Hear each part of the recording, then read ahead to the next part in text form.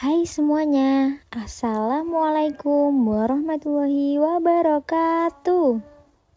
Perkenalkan, saya Puput Saidatun Nisa sebagai perwakilan kelompok dari kelompok 5 mata kuliah pelajaran tematik terpadu yang akan menjelaskan tentang pendekatan saintifik PTT. Materi ini disusun oleh Adha Pratama, Puput Saidatun Nisa, M. Hamdan Yuafi, Migi Hadi Setiawan. Dalam pembelajaran hari ini, kita akan membahas tentang pengertian pendekatan saintifik, kriteria pembelajaran saintifik, langkah-langkah pembelajaran saintifik, dan yang terakhir adalah kontribusi pendekatan saintifik dalam pembelajaran tematik terpadu. Bahasan pokok. Pengertian pendekatan saintifik. Pendekatan saintifik atau dikenal juga sebagai pendekatan ilmiah adalah sebuah model pembelajaran yang berpusat pada siswa dan dirancang untuk membantu mereka membangun pengetahuan dan keterampilan melalui proses ilmiah. Pendekatan ini menekankan pada partisipasi aktif siswa dalam proses belajar, di mana mereka didorong untuk mengamati, menanya, mengumpulkan informasi, mengolah informasi, menyimpulkan, serta mengkomunikasikan. Tujuannya adalah untuk meningkatkan kemampuan siswa dalam berpikir kritis dan menyelesaikan masalah, membantu siswa untuk memahami konsep dan prinsip ilmiah secara lebih mendalam. Kemudian untuk mengembangkan keterampilan ilmiah siswa seperti mengamati, menanya, mengumpulkan data, menganalisis dan menyimpulkan. Kemudian meningkatkan minat dan motivasi belajar siswa. Dan yang terakhir adalah untuk mempersiapkan siswa menjadi pembelajar yang mandiri dan seumur hidup. Oleh karena itu, prinsip-prinsip yang mendasari pendekatan saintifik yaitu: yang pertama, belajar berpusat pada siswa. Yang kedua, inquiry atau siswa yang didorong untuk bertanya, mencari informasi, dan menemukan jawaban atas pertanyaan mereka sendiri. Kemudian ada empiris, siswa didorong untuk belajar melalui pengalaman dan observasi langsung. Kemudian ada keterampilan berpikir kritis. Lalu yang terakhir, komunikasi atau siswa didorong untuk mengkomunikasikan hasil belajarnya kepada orang lain. Nah, langkah-langkah dalam pendekatan saintifik yaitu yang pertama mengamati, yang kedua menanya, yang ketiga mengumpulkan informasi, yang keempat mengolah informasi, yang kelima menarik kesimpulan, kemudian yang terakhir mengkomunikasikan. Pendekatan saintifik dapat diterapkan dalam berbagai mata pelajaran dan tingkatan pendidikan. Pendekatan ini terbukti efektif dalam meningkatkan kualitas pembelajaran dan membantu siswa untuk mencapai tujuan belajarnya. Pembahasan yang kedua yaitu keterampilan pembelajaran saintifik. Pembelajaran saintifik adalah pendekatan pembelajaran yang mengacu pada proses ilmiah untuk membangun pengetahuan dan keterampilan siswa. Pendekatan ini menekankan pada keaktifan siswa dalam proses belajar mengajar, di mana mereka didorong untuk mengamati, menanya, mengeksperimen, mengasosiasikan, dan mengkomunikasikan penemuan mereka. Kriteria ini berdasarkan pada prinsip-prinsip yang mendasari pembelajaran saintifik yaitu: yang pertama, keterampilan berpikir kritis dan kreatif. Siswa didorong untuk menganalisis informasi, memecahkan masalah, dan menghasilkan ide-ide baru. Kemudian yang kedua, keterampilan komunikasi.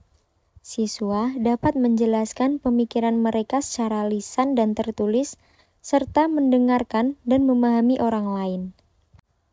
Dan yang ketiga itu, keterampilan kolaborasi. Siswa dapat bekerja sama dengan orang lain untuk mencapai tujuan bersama.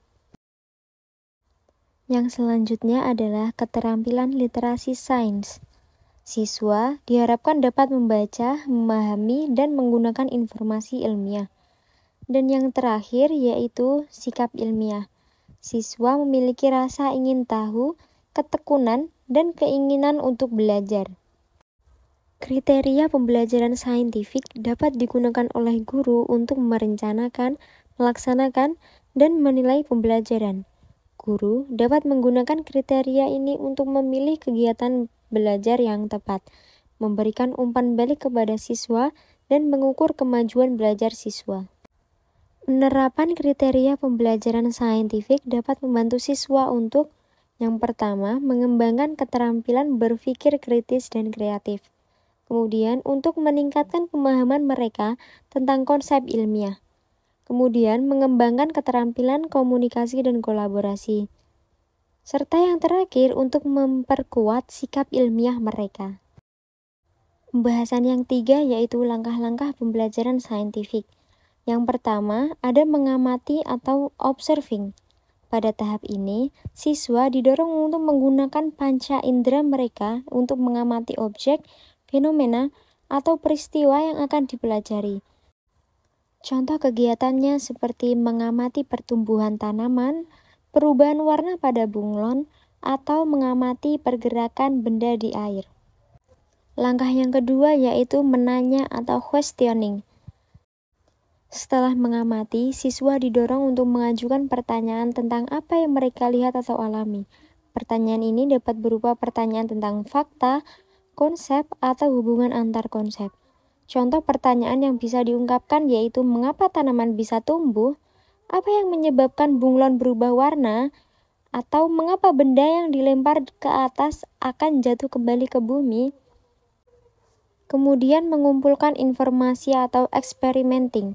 Dalam tahap ini, siswa mencari informasi untuk menjawab pertanyaan yang telah mereka rumuskan. Contoh kegiatannya seperti membaca buku tentang fotosintesis, melakukan eksperimen untuk melihat pengaruh cahaya terhadap pertumbuhan tanaman, mewawancarai ahli tentang sistem tata surya. Langkah selanjutnya yaitu mengolah dan menganalisis data atau associating. Setelah mengumpulkan informasi, siswa mengolah dan menganalisis data yang diperoleh. Mereka dapat membuat tabel, grafik, atau diagram untuk membantu mereka memahami data.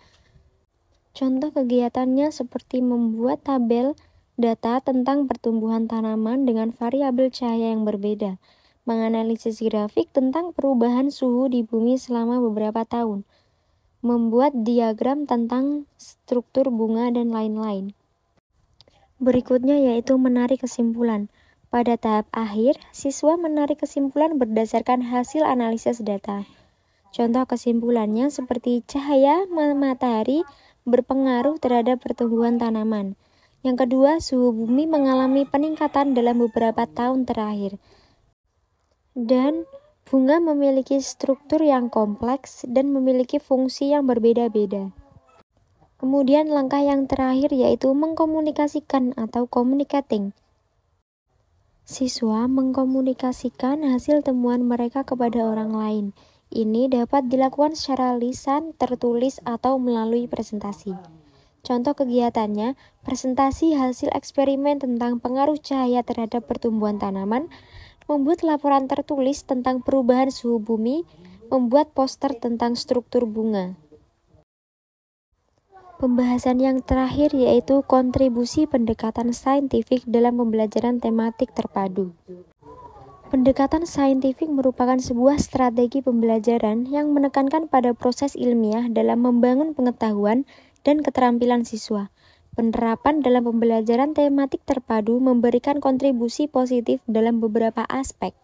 Yang pertama yaitu meningkatkan keterampilan berpikir kritis dan kreatif.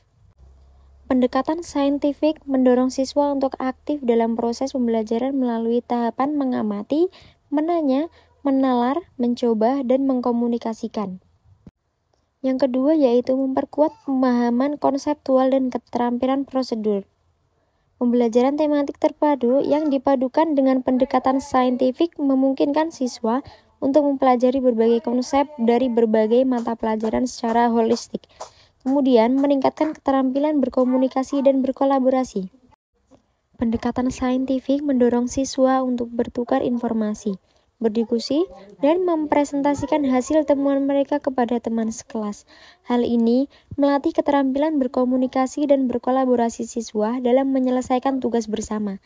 Kemudian, menumbuhkan sikap ilmiah dan rasa ingin tahu. Proses pembelajaran yang aktif dan interaktif dalam pendekatan saintifik menumbuhkan rasa ingin tahu siswa untuk mengeksplorasi dunia di sekitar mereka. Siswa didorong untuk bertanya, mencari jawaban, dan berani mencoba hal baru.